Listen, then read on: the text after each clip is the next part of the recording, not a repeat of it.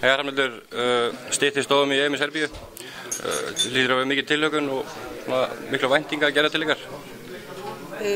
Já, við erum í svakalega erfiðum riðli og ég held að það gerir svolítið grein fyrir því, en þegar maður er búinn að sýna að maður getur þetta og eins og við gerum í Brasilíu þá eru þetta væntingar hjá leikmönnum og að komast upp úr riðlinum.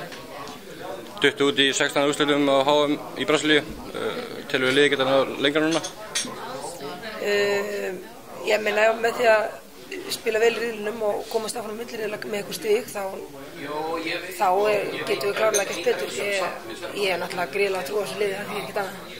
Það hljóta að vera skýr markmið innan hóps. Er eitthvað sem þú vilt deila með okkur?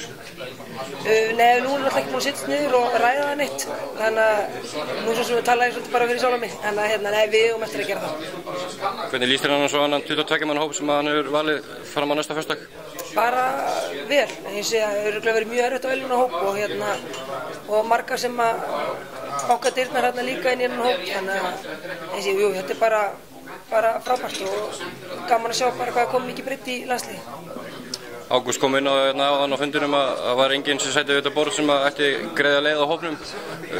Ertu hrædd? Ætlar hann örugglega að fara að reyna að henda gömlu kenningun út. Það lítið svolítið þannig út.